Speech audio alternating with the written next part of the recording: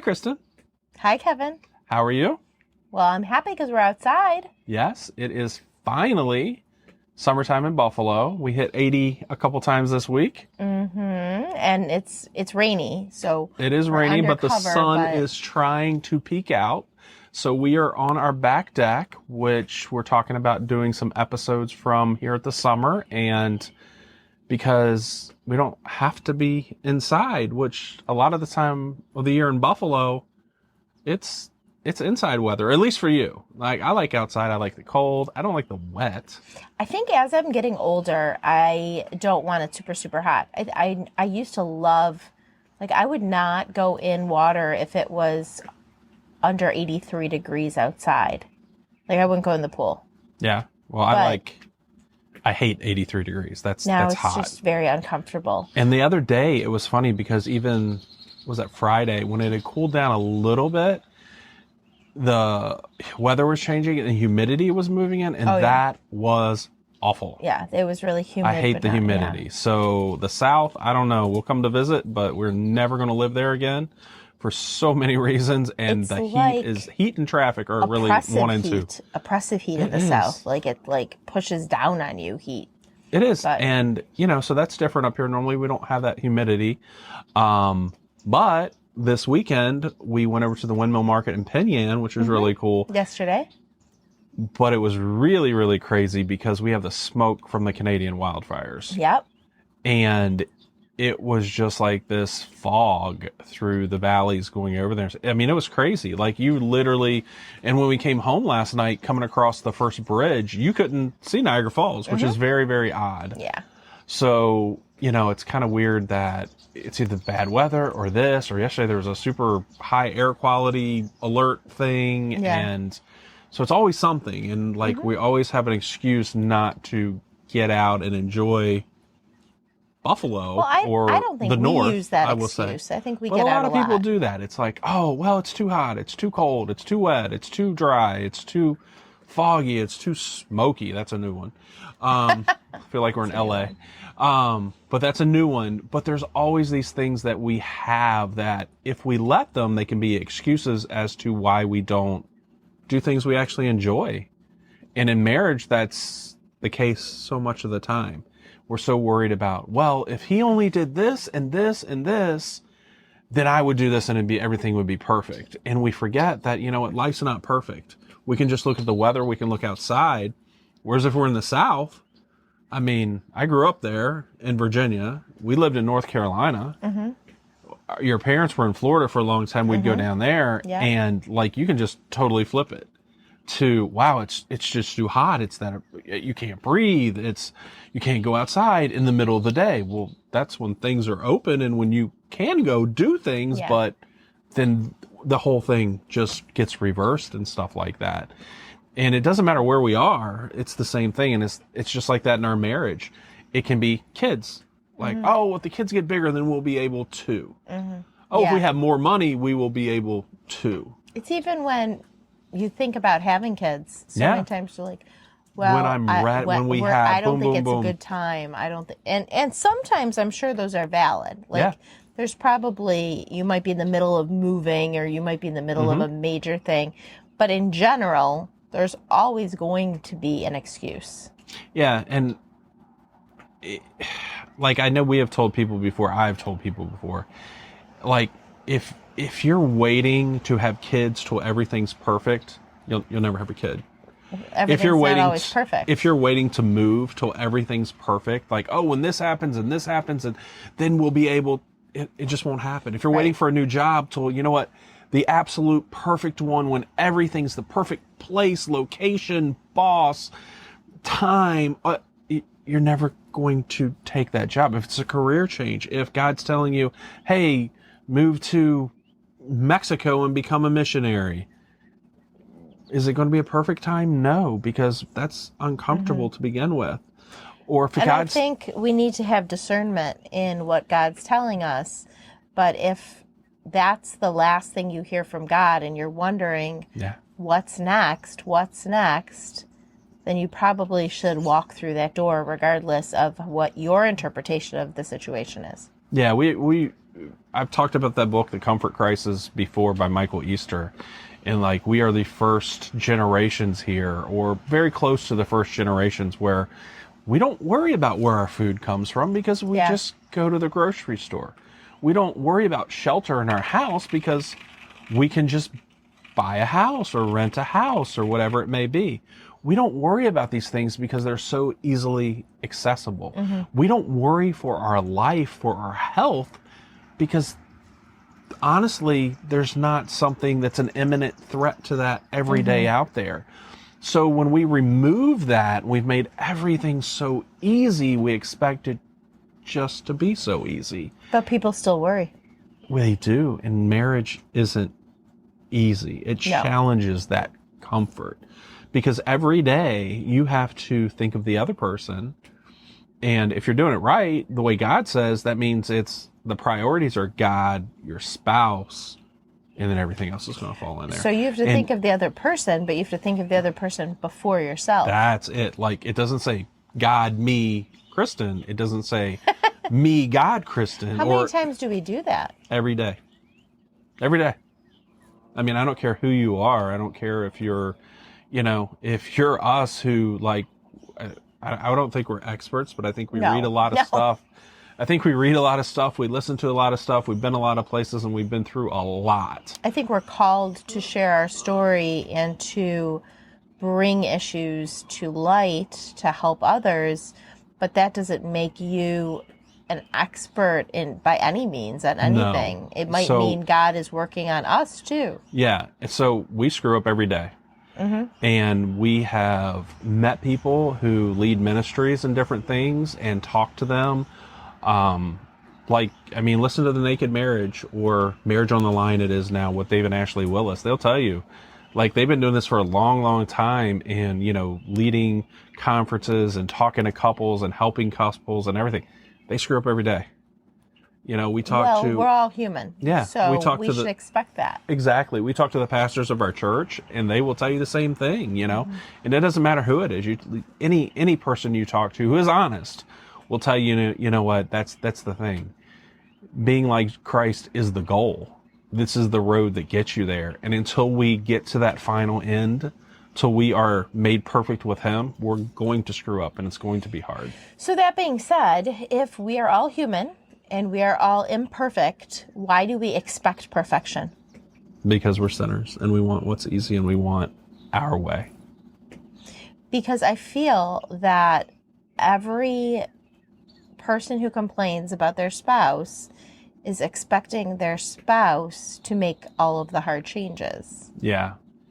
And I think that's a super slippery slope no matter how you look at it. And I don't mean every, because every No. is a strong word. But I think what we do, like, if there is a problem, if there's a big problem in a relationship, I think when it first comes up, there's going to be one spouse who is more wanting to fix it, more willing to do whatever it takes to fix it.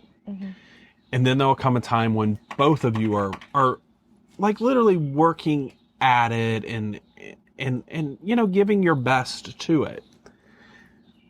But then there's the other side of life where, like, we've got work and kids and wants and needs and desires and dreams. And if I'm putting forth my effort and I don't feel you're putting forth the exact same amount of effort, then I can just start Which to see, will like, honestly never happen. right, because it's all Because subjective. we're not going to be exactly But the it's same. subjective no matter what. No, we'll never see the person exactly as us. It doesn't matter what it is. I mean, look at everything else. We've removed right and wrong. We've removed good and bad. We don't have a real scale that we work So with. if that's impossible, and if we can't even judge how much work our spouse is putting in to even have a baseline of fair, Yeah, there's no fair. then what should we be focusing on? Well, I think the Bible makes it very clear when he talks about people sinning. And he says, pull the plank out of your eye. And for everything we say to our spouse or our kids or whoever it is. Whoever we're in relationship with. Yeah. I mean, it's those close relationships that define us. They are what people look at. They are where our light will shine Christ through us. They're where the people look to see, oh, well, you're a Christian. Well, but look what you did. And we will be judged for by everyone around us. So when we pull that plank out of our eye and we say, wow, that person really becomes a mirror to us. So by pulling that plank out, we're being asked to see clearly. Yeah. See clearly and see that fix ourselves. person clearly. And when we look at that person through that Jesus filter or that Jesus lens, then we realize that we're all sinners and we fall short of the glory of God. And it's only through Christ that we are redeemed and saved and everything else. Why do I expect you to be better than me when I know me? And it's not always good. And But maybe that's why you would expect another person. That's why someone might expect another person to be better than themselves, because they feel that they are a sinner. So it might not even be pride that you're expecting your spouse to be better. It might be because you know all the bad stuff inside you and you know you're not perfect. Yeah. But I think when we do that, it's really setting an unrealistic expectation. Absolutely. Because if we're expecting them to be better than us, then why can't we be better? Why are we letting ourselves off the hook and thinking, oh, she'll pull me along and make me a better person, or he'll pull me along and make me a better. There are many ways that you do that. I mean, we talk all the time about, marriage is two people who, like, we are polar opposites in so many ways, but those things make us a well-rounded one as far as a marriage that I'm better at some things, you're better at some things, but together we're pretty good at most everything because we not most everything. You know what I mean? Like, yeah, I know what you mean. You're more compassionate. I am more logical. Yes, there's going to be one person who's going to be the stronger of the two in that situation. In the majority of things. In that situation. And that doesn't mean that two people aren't really, really good at things. Yeah, that happens. Absolutely. But most of the time, one of you is going to be a little bit better.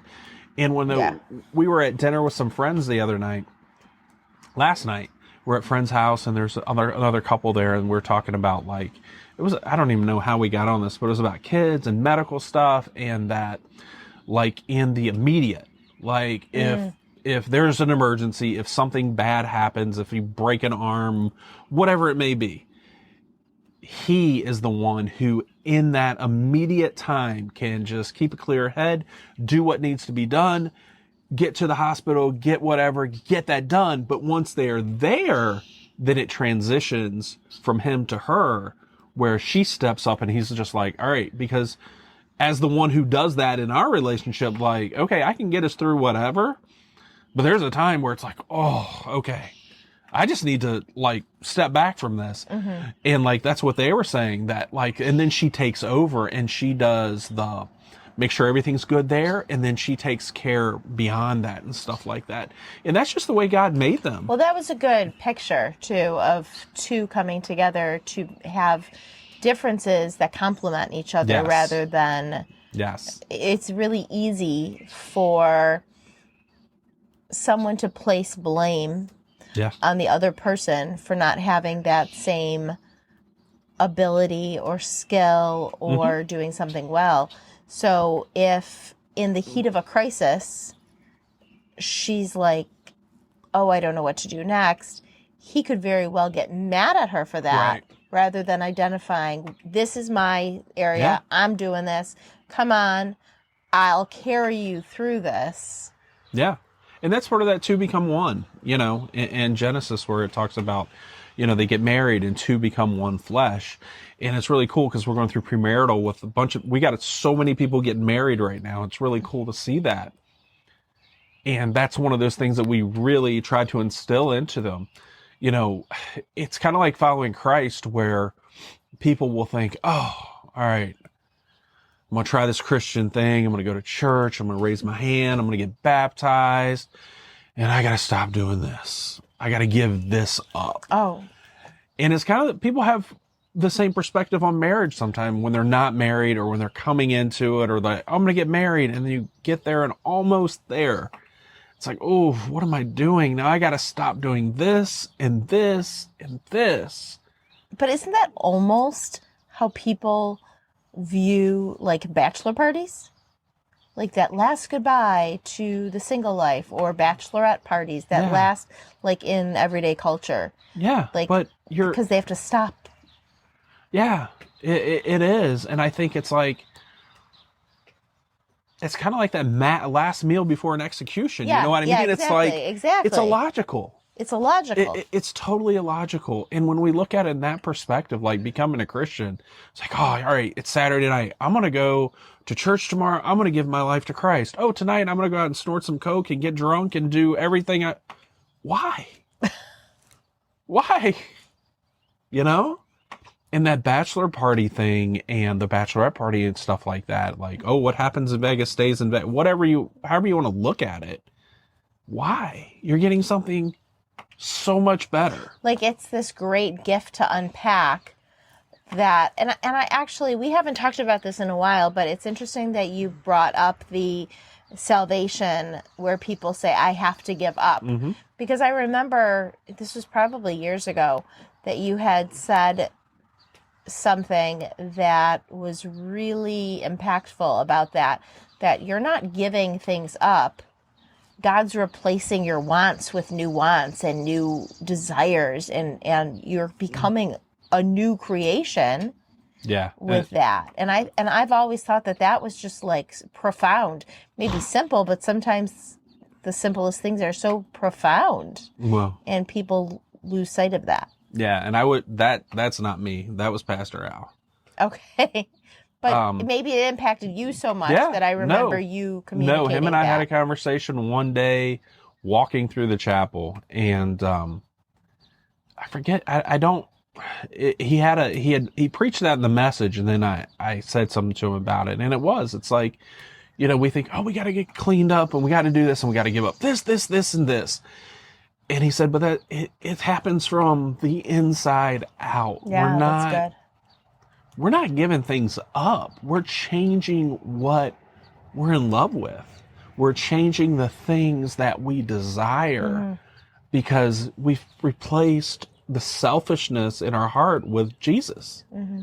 So it just flips. That's like that great juxtaposition that it's like, wow, this was here. And now there's this. Yeah. Like, I took me and tore it out, and I put God in here, and I'm looking through his eyes. I just think it's such a great answer for people who don't want to go to church or don't want to believe, or, you know, it's like, no, it's so easy. You're just going to get so much more, and you're not going to want what you wanted before. This isn't going to even be a want. Your desires will be new. Yeah. And it's the same thing in marriage. I mean, you know, we come into it and so many times we have an unrealistic expectation. Mm-hmm. We have these thoughts of grandeur, whether it be the woman where, you know, we have 4 girls.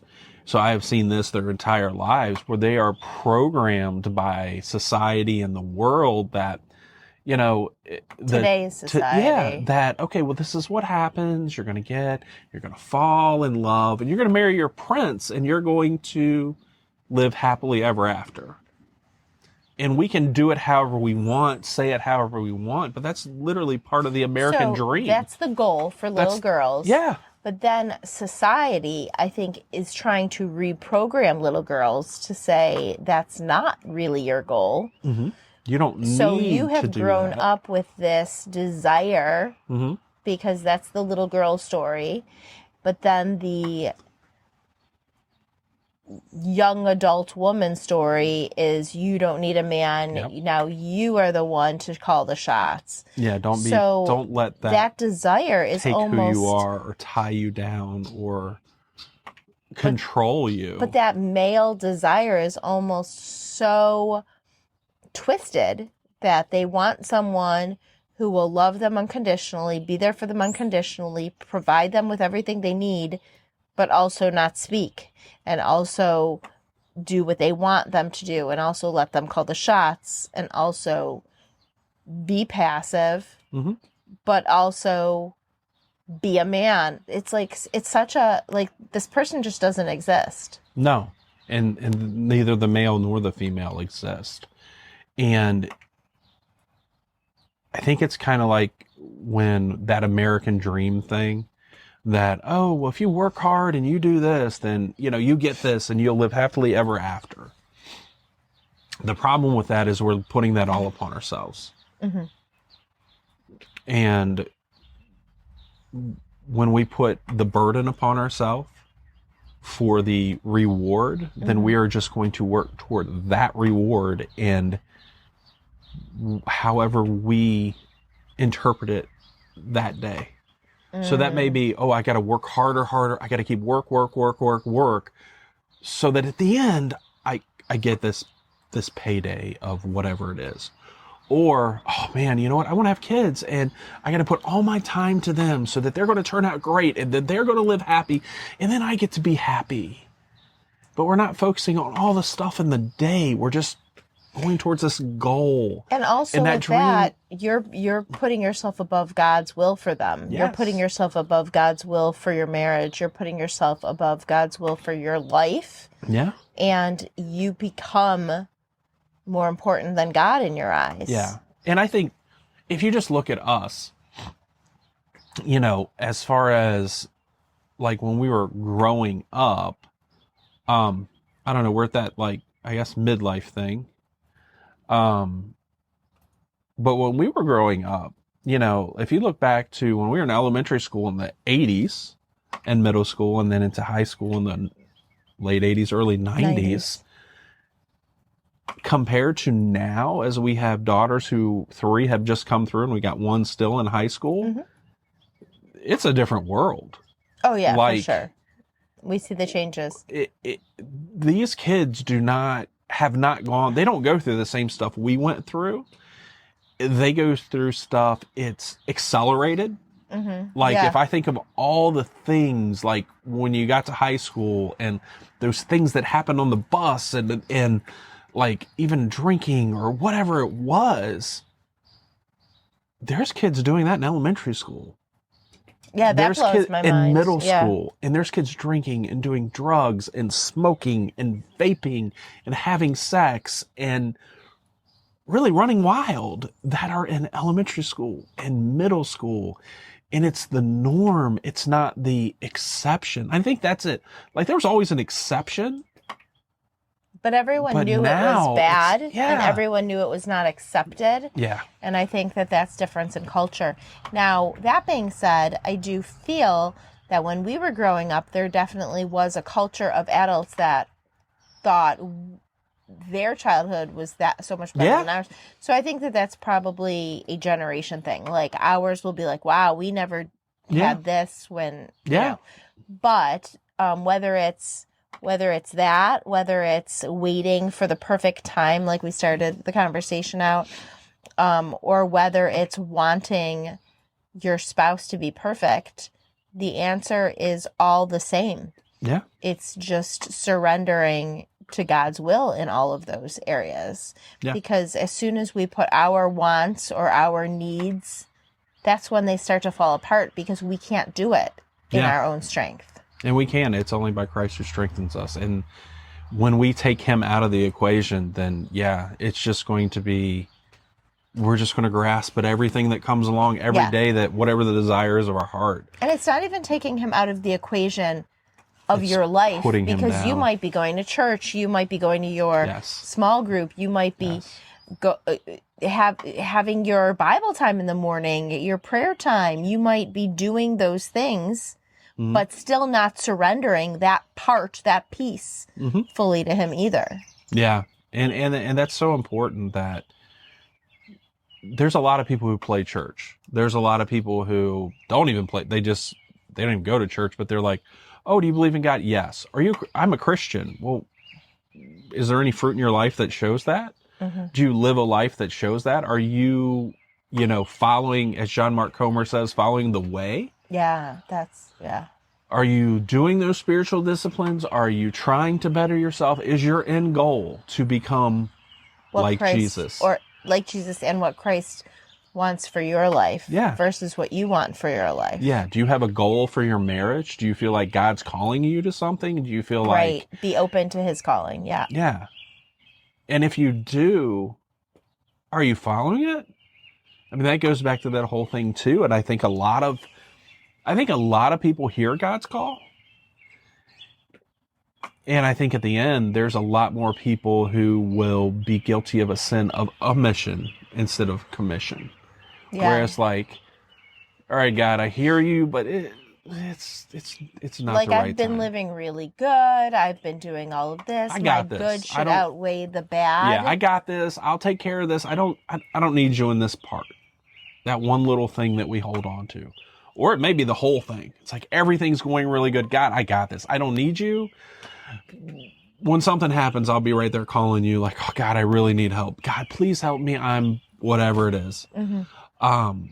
But for most of their lives, and I mean, I think we all fall into this, and not just, it's not just a us versus them. I know we've been there personally. It's just like, no, I got this. Everything's going good. I know what you want me to do, whether I do or not or care. And I'm just going to go ahead and I feel, that's a hard one too. I feel like you want me to do this. Have you prayed through that? Are you talking to your spouse about that? Sometimes it's like, Do you have people pouring into you that are feeling like that, seeing or- that? Or Yeah. is it like, I think God wants me to buy a Ferrari. God wants me to buy that Aston Martin DB5 No. or DBS we saw yesterday in Canandaigua. God probably I doesn't don't think want he you wants to me to do buy that. any. I don't think God wants me to that. do that, Oh God, I think God's got a better wife for me out there. I think he wants me to leave this one and go find a new one. That's a good Well, point. People use God as an excuse. Like I have heard, I believe Yeah. that God wants this. This is not fruitful in my life. Instead of finding out why and doing the hard work, Yeah. because we're in a day and age where we don't want to do the hard work. We're that where- Amazon culture where we want that immediate satisfaction the quickest, easiest way possible. Where there was a time when people did believe hard work was. Yeah. And maybe, they definitely had their own idols and struggles. Mm-hmm. Work probably came above God in many ways to Yeah. many of those people as well. But God was speaking differently. But I think regardless of that sin, like one is not better than the other if you're putting it in front of God. No, not at all. And yeah, I think that's important that we realize. I'm reading what is it called? Your Daily Phil, the Phil Robertson devotional right now, because we've been reading Gospeller by Willie Robertson, and then I'd wanted that, and then Phil died, and I'd bought it, so I'm like, all right, I'm gonna read this. But one of the big things he talks about, in just in the other day when I was reading it, he was talking about America, and like we have all this belief in America and everything, but when it comes to the end, if you're looking at Revelation, it's not even there. Yeah, actually, I find that fascinating. That's one of those things that, as I was studying or doing I think it was just actually a lecture on Revelation, and they had mentioned that the United States is Not even there. So we're putting all of our faith in the land as of one the of those places. free and the home of the brave, and man, this is it. We'll die for it. And I'm not saying it's where we are, and that's what we need to do 100%. But there's a kingdom far above that. Absolutely. That is eternal. And if we just look at America, if we just look back to the founding of America, in God we trust. I mean, it was about, they came here for religious freedom. They fought and died for it. And it was Our built Supreme on Court, religion. our government, everything was Yes. built upon God. Yep. And now we're trying to rip that part out of it. And we wonder why it's so broken and why why people are fighting and everything else. We look at marriage the same way. Marriage here in the 1800s, early in the 1900s in the United States, the same thing. And then we hit that time when there's like a switch and we get to that like 50s, 60s, 70s time frame for sure, where before that you were married and you were married. So if it was hard, you worked through the hard. Mm-hmm. It was a stigma to get divorced. You didn't take the easy way out. Come into that 60s, 70s, let's say that 60s, 70s, late 50s, 60s, 70s, early 80s. Oh, you're not happy? Just leave. You don't like what they said? Just leave. And it changed into you don't get married Yeah, culture. don't do that. So now, fast forward Yeah. to the 2000s, especially in the last 10, 15 years, and is super going that way right now. Why even get married? Mm-hmm. I don't need to get. And it's like you said about the women and stuff like that. Oh, you don't need that. Right. You don't need a man to. He's just going to bring you down. But it's such a you don't need backward this. like all of those messages that are being poured Yes. into children now and young adults are so backward that it's almost impossible to find someone that will meet that need Yes, that never. you think you have, which you don't have. Yeah. That's not the need. The need isn't for a checklist of a man that you're creating in your mind that is not reality. Mhm. The thing that will meet the need is Jesus. And Yes. asking Jesus to provide you with the right person, that's a hard ask because you might be afraid that the person you're with won't be the person Jesus has picked out for you. And I think that's really good because, finding the right person is one thing. It really, really is. And like we always say, are you married? Then that's the right person because you've Once you're married, you've created a you, covenant. you've walked down that path. That's the right person. Whether they're the right person right this second and they're doing things right, that's okay. That doesn't matter. Now, if you're in a situation with any kind of abuse, physical, mental, sexual, if they're addicted, actively addicted, if there's active adultery, whatever, listen, take a pause, move back, It see what doesn't God's mean got. That doesn't won't mean be healed. that it doesn't mean that can't be healed, but it doesn't mean safety it will is be definitely most healed important. either, and your safety and your kids, and so that is 100%. So don't mistake what Absolutely. we're saying with that. That is number one. But if you're in a relationship and you're just not happy, if you've grown apart, if you think, oh well, we're just not the same, and Or I'm if you're not always in love arguing. with them or whatever, guess what? It's time to put in some work Yeah. because it ain't going to get better until you work on it. Things are hard. They are, and they're hard every day. And you know what? When we think we've got it all figured out, something's coming. Pastor Beth did that message not too long ago on that about, praising him in the storm and everything like that. And there's all these seasons and there's all these storms. And it's kind of like the weather here. Like it's rainy today, but it's okay. There's no blizzard. There's no craziness, but we know it will return. It's the waiting. Someone said to me this It will week. always return. It'll be Waiting good and bad. is ups hard. and downs. And that waiting, you know what? Sometimes there's a really dry season. And sometimes, like here in Buffalo, it can be a really snowy, wet, awful season. Or you know what? Maybe you're in the South and that hurricane comes through Yeah. that they don't, you might know a day or two before, but guess what? Those things just poof. So The tornadoes. yeah, might tornadoes. know Like a when we lived minute. in Iowa. That was really alarm. one of the Remember craziest that alarm things. that went off? Yeah, it just and you're like, what's going to happen? And when you're not from the Midwest and all of a sudden there's a tornado alarm, you're like thinking Wizard of Oz. Yeah. My house is going to be gone. Yeah. But you know what? Those things come up. They come up in nature. They come up in our marriage. They come up in our life. They come up in our faith. Mm-hmm. And it's okay because it's like when they were on the boat and what was Jesus doing? They're crossing, the storm comes, this horrible storm, and he's sleeping. He knows the end He's of the like, story. Yeah, and the really cool thing, we do too. Like, Absolutely. there's a book, just read it. And ask him.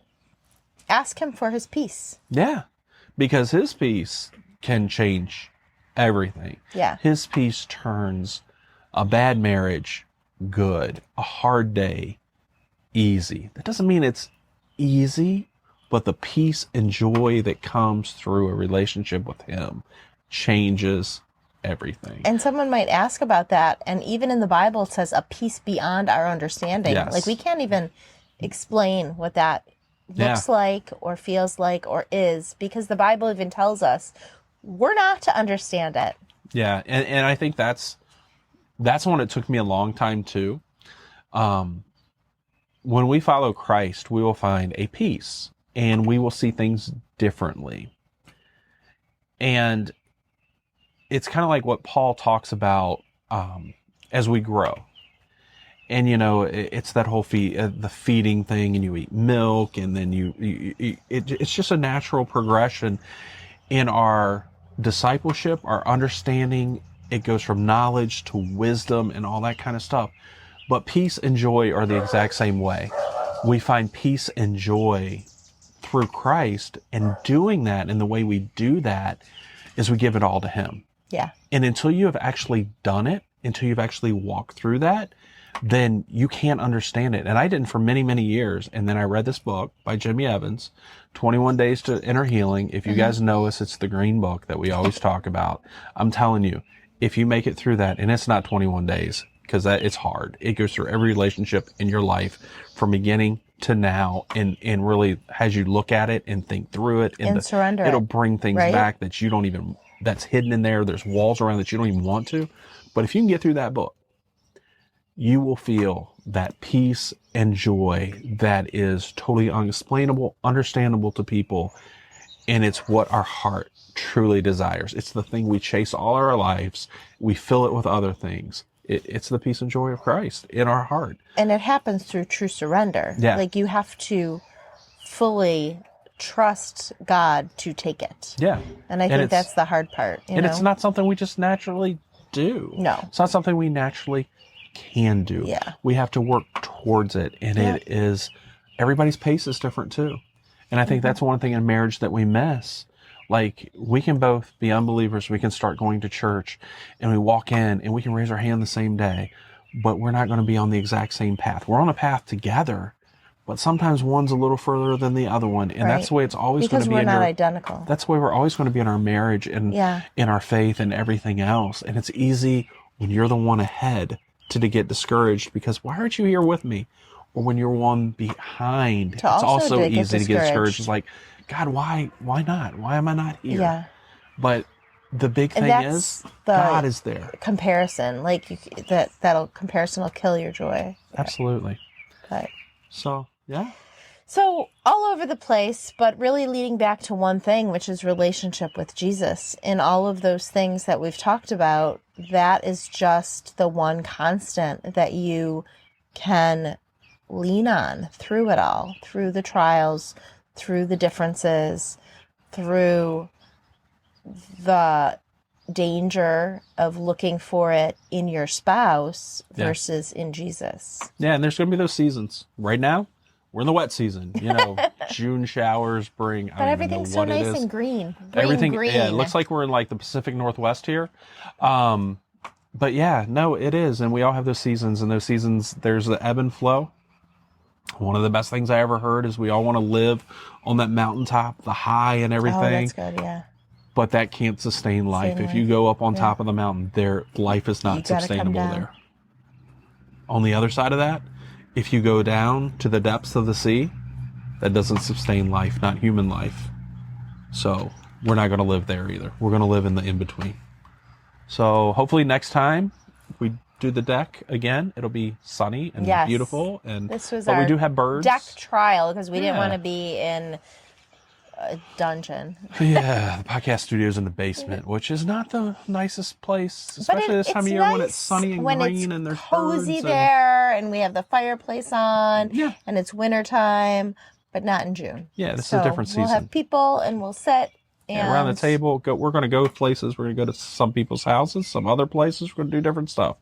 So, but anyway, have a great week, guys. We love you. Enjoy the warmth. Yeah, please like the podcast, share it, subscribe so you don't miss anything. If you have any questions or anything we can do for you guys, Kevin@marriageandthebuff.com. And there's also a link on the website and on all the podcast sites and everything. Have a great week, guys. We love you. Bye. Bye.